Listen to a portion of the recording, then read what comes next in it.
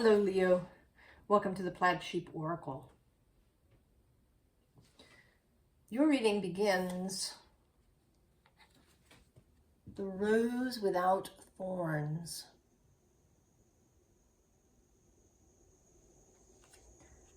You have a right to your joy, peace, sweetness of life.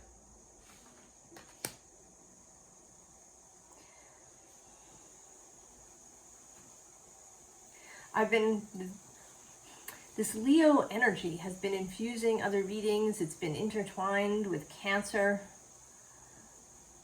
I've been thinking a lot about this Mars transit through Leo and Cancer and the joining of those two. And that last year we had that long Venus transit through Leo. And that in 2025, in January and April, there's going to be a Mars-Pluto opposition with Mars in Leo.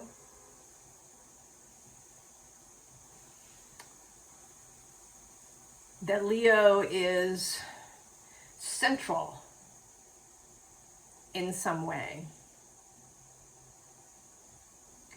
That Leo is meant to, lead the way, or will have the impetus to lead the way into a different relationship with reality, with life. The visible underlying here is healing is happening. You're not broken. Trust the process. It's safe to soften. Right, to be a rose without thorns. Below that, we have plant yourself here.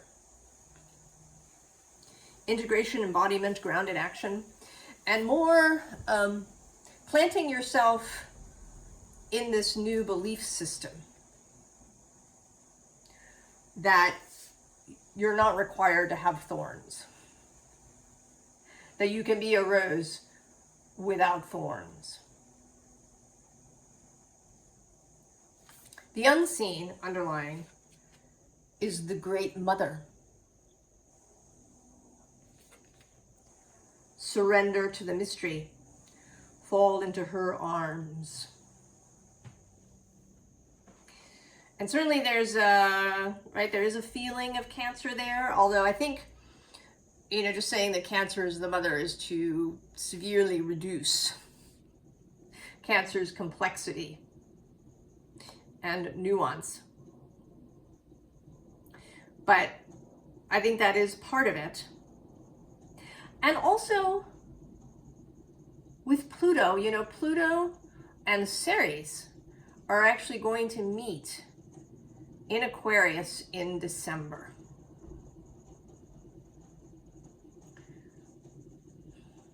And this could be seen as adversarial, right? Because the story goes that Pluto kidnapped Persephone, Proserpina, and that Ceres, Demeter, was bereft and created the winter and all of these things. But that's a kind of, it's a sort of victim-y story. And the version that I prefer is that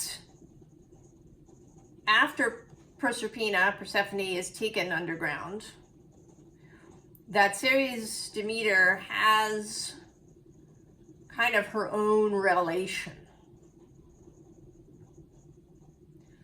about her own energies that she really sort of enjoys, kind of pulling them back into herself for part of the year. To be, quieter, softer, less active. To pull her energies back to herself. And that she actually finds that she sort of enjoys this. And meanwhile, Persephone, through eating the pomegranates, discovers that she is queen of the underworld. That she has, you know, this well of power, and erotic energy within her.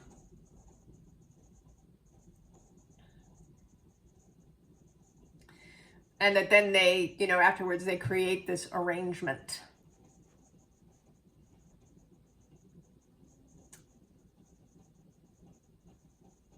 So that Persephone comes up and joins her mother in the, right in the spring.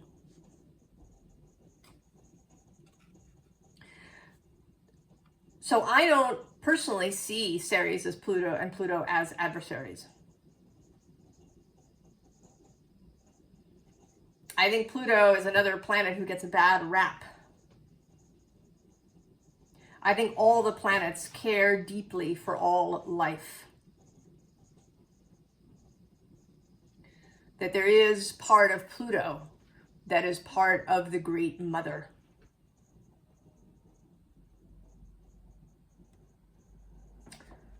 Right, and this is, right, particularly in this card, which, you know, has this dark coloring going on here, right? Kind of mysterious. You don't quite see everything that's happening in there.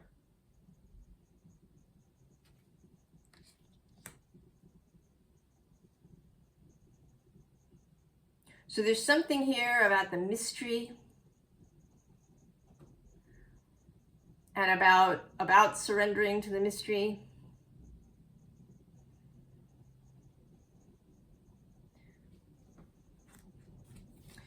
We start in the tower, and it seems that you have been in the tower. That whether you've been, you know, showing yourself in the sense of, you know, going out and meeting people, being social, or in the sense of, you know, having a business, or, you know, being out on social media, or, you know, whatever it is that you're doing. That in a way you have still been in the tower. That you have felt this need for thorns, for protection, for walls.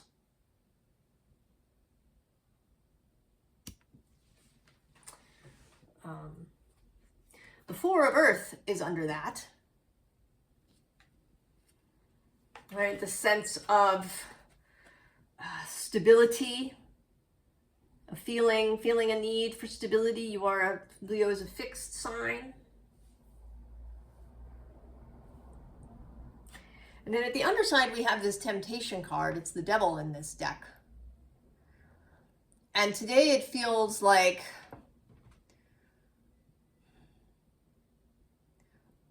a lack of enthusiasm, a lack of energy, and apathy, a sense of, you know, not wanting to get up, not feeling eagerness for the day. And that it may be that these walls, these thorns, have been impeding your energy. Right? You've kind of been keeping yourself out of the sun, metaphorically. Even if, again, you've been really visible, there is an underlying energy of walls and thorns.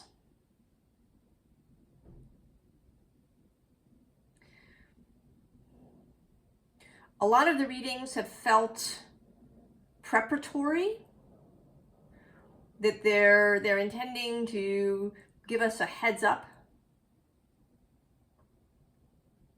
And this feels that way for this, right? For this Mars movement through Leo and Cancer, for this opposition of Mars and Pluto.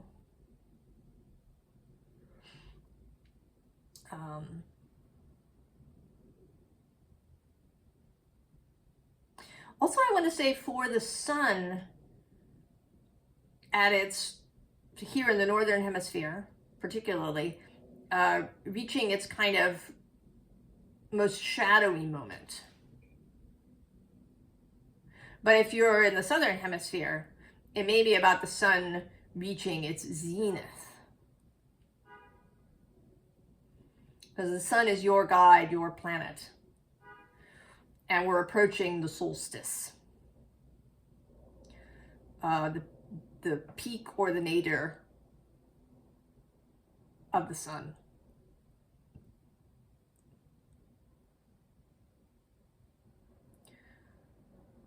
So there's an intensity to that. And right, a shift, right? Because when the solstice happens, the sun reaches a point on the horizon. It seems to pause there for about 3 days, and then it starts back in the other direction.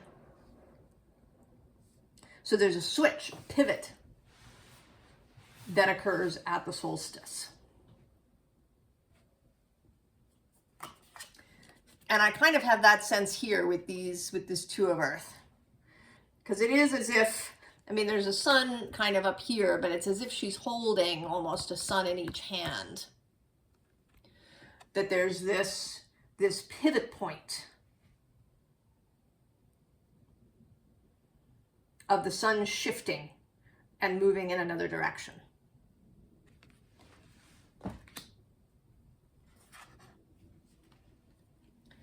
Then we have the Seven of Air.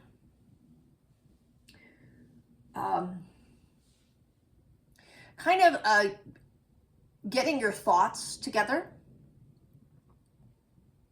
Also, perhaps getting your people together.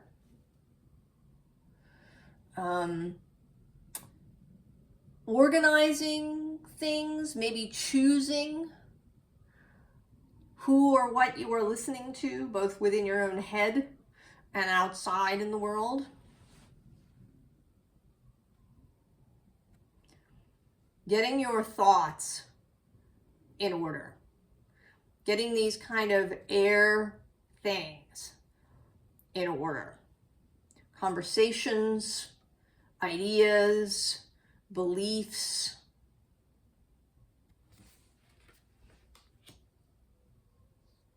Because then we get these two messenger energies.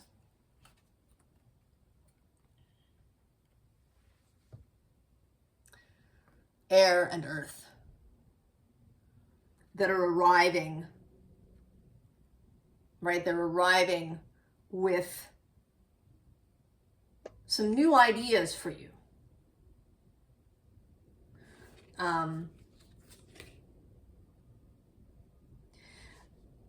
I think the messenger of air certainly is about beliefs around, maybe it's beliefs around inspiration. I did actually ask for clarifiers for these two, just to get it clear in my mind. And what came out for the messenger of air was the Ace of Wands and then the Eight of Wands. So that seems like some beliefs around inspiration, how it works for you. Do you feel like you have to work for your inspiration, or that it arrives? That it's changing your belief to really understand, maybe, really embody this idea of moving energy first. Getting into mental and emotional alignment first. And that then the inspiration just comes. You don't have to slog or search or work for it.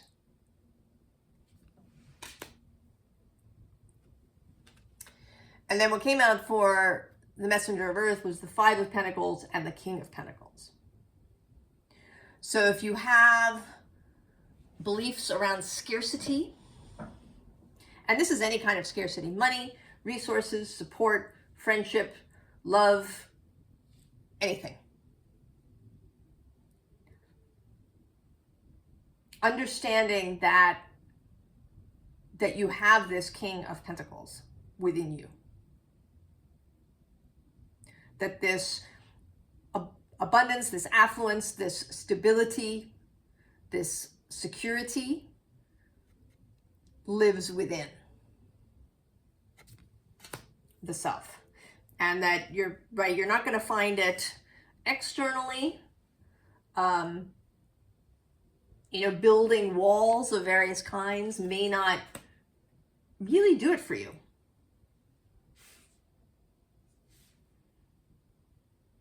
Certainly one could find examples probably of really wealthy people who were still constantly worried about money. Or, people who have lots of friends apparently, but, they don't have really intimate relationships, so they feel lonely.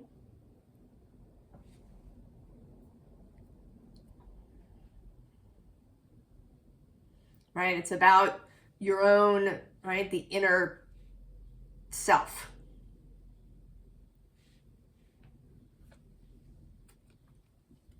So we have the Seven of Pentacles, this sense that all is well. That whatever we plant will come up. That we don't need to fuss, right? If you plant seeds, you don't have to go out there every single day and fuss. That they will grow. That if you allow yourself, you will know how to tend to things. Or you will know who to ask for help. Because this isn't about doing everything yourself, right? You do have, right, there's people. And there's source and your fellowship. What comes internally is, knowing where to go. Either to do it yourself or to ask for help or, where to delegate. And I want to say that part of where you are delegating to is the Empress.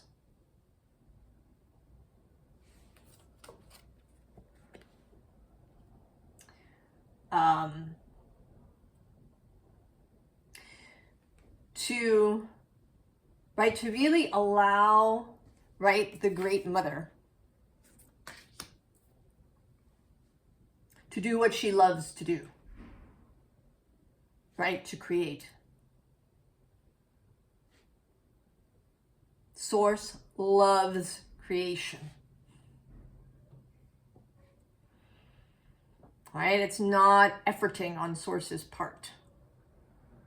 This is why we're all here. What Source wants to get across is this joyfulness of this. That it's not meant to be a slog or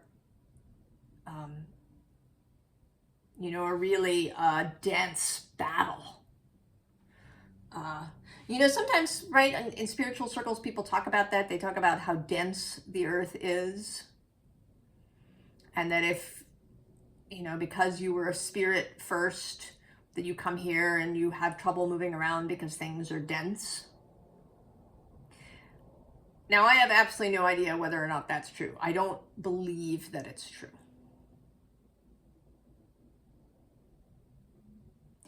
I think that the trouble is not with our souls, it's with our physical selves, right? Because we learn stuff when we're kids about reality. I don't think your soul has any problems navigating this planet.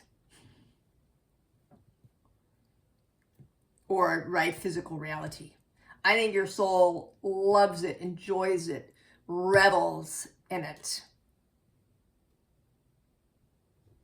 And it's our human selves that resist. But that some of that is, is part of it. right? To have experience. And we didn't, right? I don't think that we would want everything to be, you know, immediate. But we also don't want everything to be, you know, this struggle. At least for those of us here who are coming to this reading. The bottom of the deck is the Two of Wands. Yeah. Looking outward into the new. Then this Page of Cups, which has been coming through as visioning. Not so much scrying to see the future, but as in infusing the water with the dream, with what you want. A kind of water magic.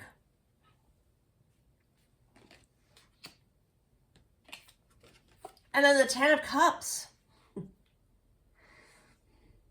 Right? Group fulfillment. Fulfillment with those people that you love. There is a little sense here, and we're going to get to more of it. There is a little sense here of romance. Either new romance for yourself if you haven't got any, or if what you have isn't working for you. Or alternately, if you do have someone and that you love, that there's going to be an uptick, a blossoming of that in a new way. And then it may be that you're putting down your thorns, that you're being more open with your person, will help to cause this blossoming. Because, right, thorns and walls impede everything. There's really no way to have like a lot of thorns and walls and have it not impact all areas of your life.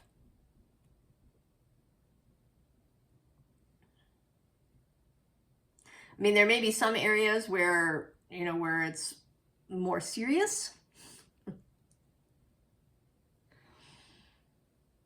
You know, and of course it depends on how many, right? Are you covered in thorns, or do you just have a few? But it's going to impact all areas of your life because everything's interconnected. And then we have the Ace of Wands, new inspiration incoming. And then the Seven of Wands, and not, you know, finding a new way to engage in conflict. Because there's conflict that just sucks and is draining and, you know, makes you feel fearful or rage-filled. And then there's conflict that hashes things out, that allows you to see something from a different perspective, that, you know, shifts the energy. So conflict that is, right, it's two things meeting that don't match, but not two things, right? It's not, you know, a battle, right? It's just kind of, right, it's like a,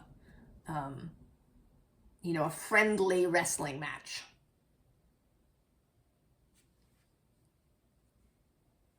And learning how to do that, because, right, again, if you have thorns and walls, then you're probably going to come out fighting, or you're going to have this defensive energy.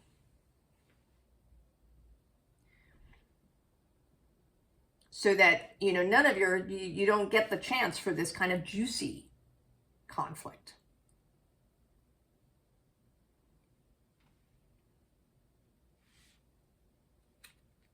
So then we have this devotion card, which, right, this is kind of this, right, this feeling of romance, perhaps, The bottom of this is co-creation. And I do think that part of this is with the Great Mother. Devotion to this new way of being. Devotion to being a rose without thorns. To coming out of the tower.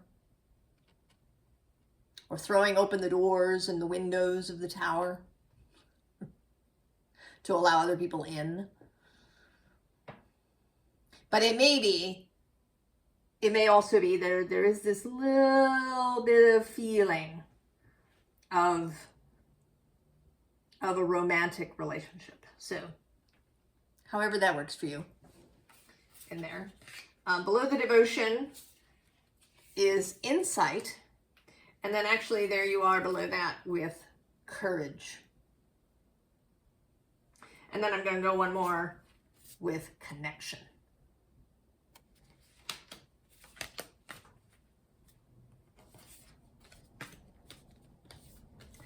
So we have redemption. And this, this can be your own redemption. Feeling redeemed, feeling like you've cleared any debts. That you've cleared, because we all have, we have stuff that maybe we regret that we can't fix.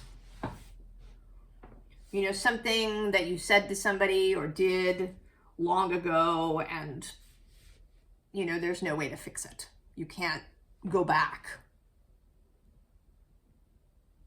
That you allow yourself to be redeemed for those things that you can't fix.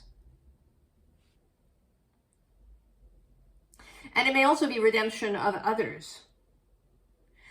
When we drop some of these walls and thorns, when we're not just waiting, right? Like waiting to be offended, waiting to be attacked, waiting to feel belittled, waiting, right?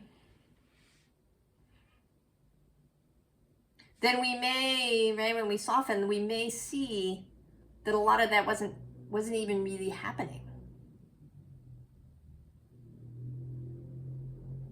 The people were doing their best. The people were having their own struggles. So there may be that others are redeemed when you see them through this softer view, through the eyes of the Great Mother. Then we do have protection. That alignment is the best protection you can have. Walls are nothing. Thorns are nothing in comparison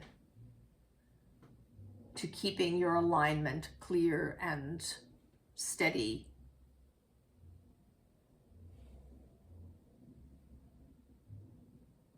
Right? That energetic, the energetic existence that you have is right. It's the source of everything. It's the frequency that you carry is how everything happens for you. So really focusing on that, on keeping your frequency beautiful, right? That idea of walking in beauty is great. Keeping your frequency beautiful, staying in your own integrity. And then we have decision, the ability to make decisions more easily, more clearly, to not have to agonize about things and make, long lists of pros and cons. Also, when you're in alignment, you can trust your decisions, which way you want to go. This is a picture of a pendulum, and I have found in using a pendulum. That if I have a real emotional investment in something, that I sometimes can't trust, that I seem to have too much control over the pendulum. You know, if I really want a yes to something, or I really want to know, that I'll get that, whether it's true or not.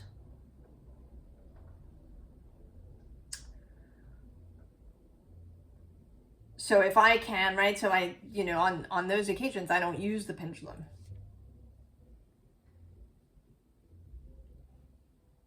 But if I can come into alignment, if I can come into a space where I'm open, where I know that everything is for my best, where life is moving for me, where the Great Mother is creating on my behalf, then I can trust the pendulum, even if it gives me an answer that I, you know, theoretically don't want. I'll know that it's the right answer. And the same, right, with decisions. And then illumination, yeah, seeing clearly.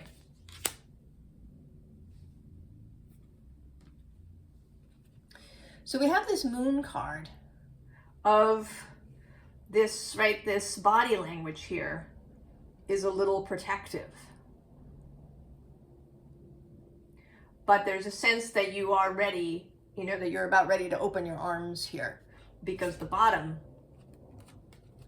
is magic.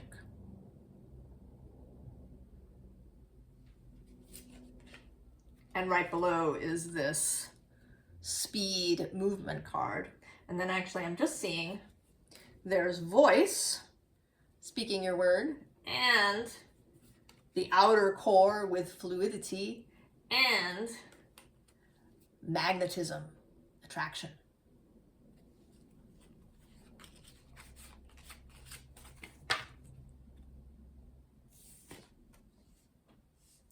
So we have silence, snow. I think there will be a pause as all of this happens. It may be here in, right, this is sort of, right, I'm here in the Northern Hemisphere, so it may be through this next season of winter here.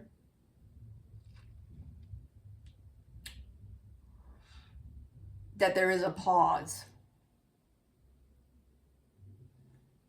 of quietness, of maybe a pause of dreaming, of planning, of unfolding, of getting used to this new thornless existence that you've got going.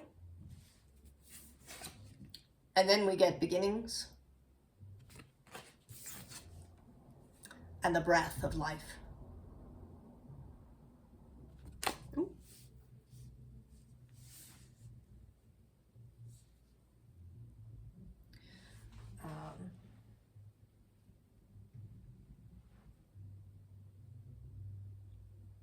I suspect that you all have been working on this, that you've been thinking about this, that you've been drawn to this idea of just dropping your defenses.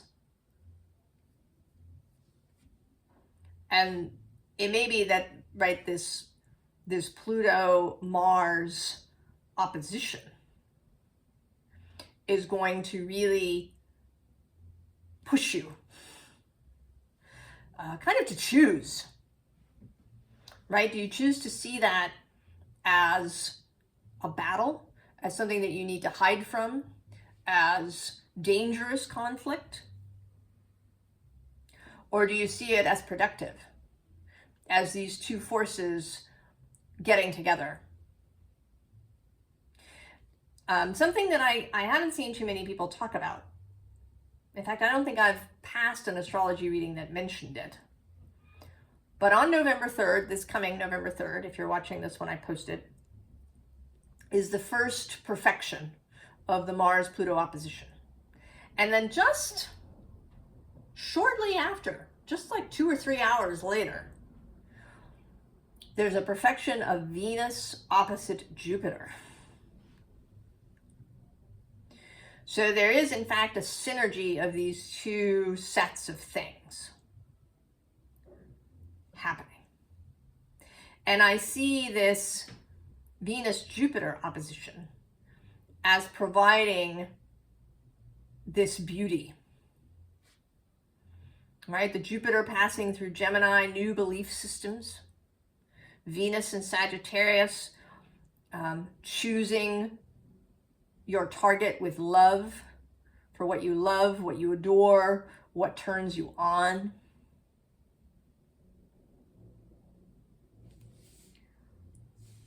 And seeing Mars and Pluto not as these, you know, kind of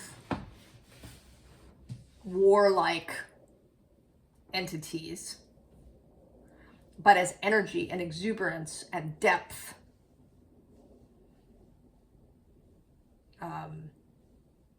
You know, the joining of light and mystery.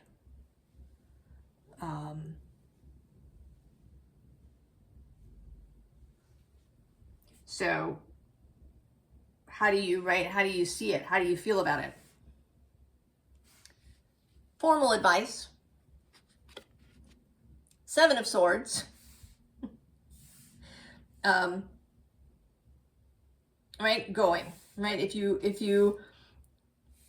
you're inclined to run, and this is, I think the 4th 7. We've had the 7 of Air, the 7 of Pentacles, the 7 of Wands, and now the 7 of Swords, the 7 of Air repeating.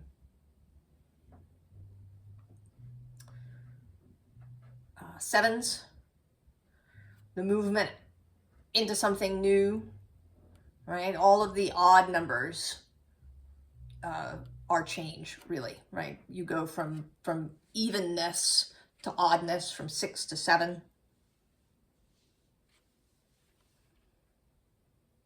So if you feel inclined to run away,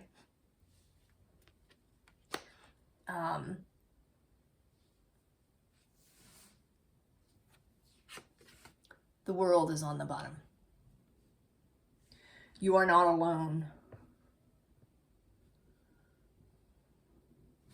You are never alone. You don't, right? You don't have to run and hide.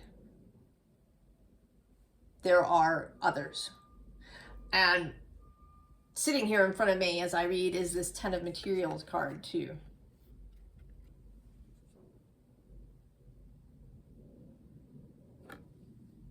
Right, with these thornless roses.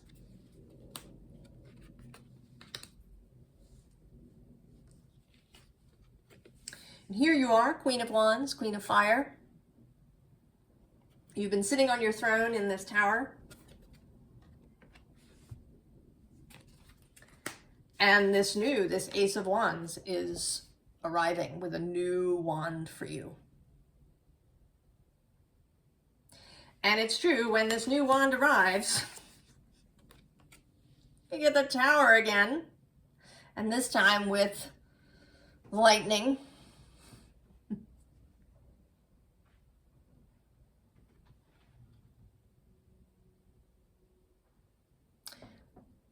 But, right, change that is positive, even if it feels a little scary. Right, you're kind of here all lit up. But you're not burning, you're just on fire. And there may be, right, there may be a moment of this 8 of Swords.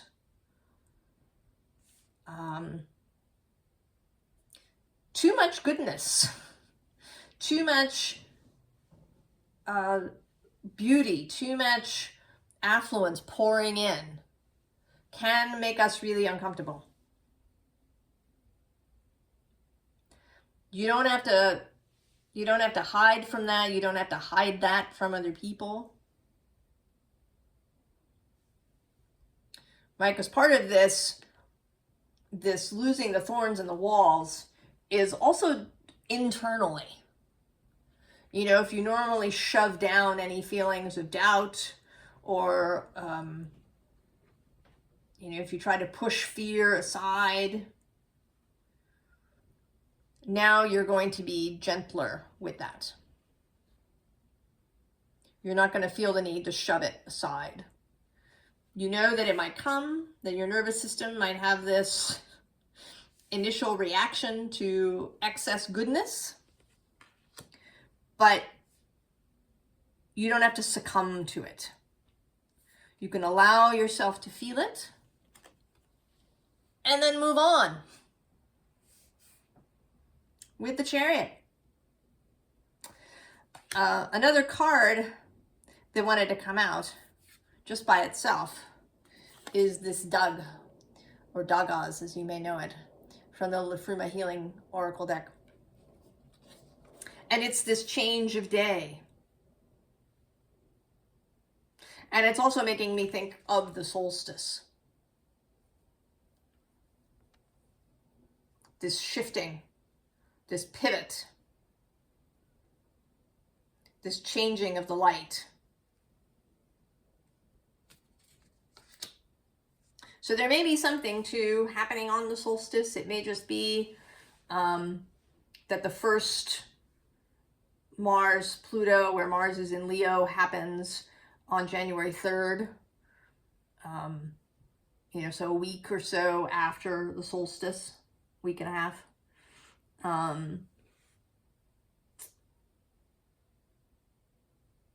So there is something about the solstice. So there is something about the solstice. There is something perhaps about romance. But primarily this is about this process of removing your thorns, Leo. And leading the way, I think, perhaps for the rest of us. I wish you the very, very best, Leo. And I will see you next time. So long.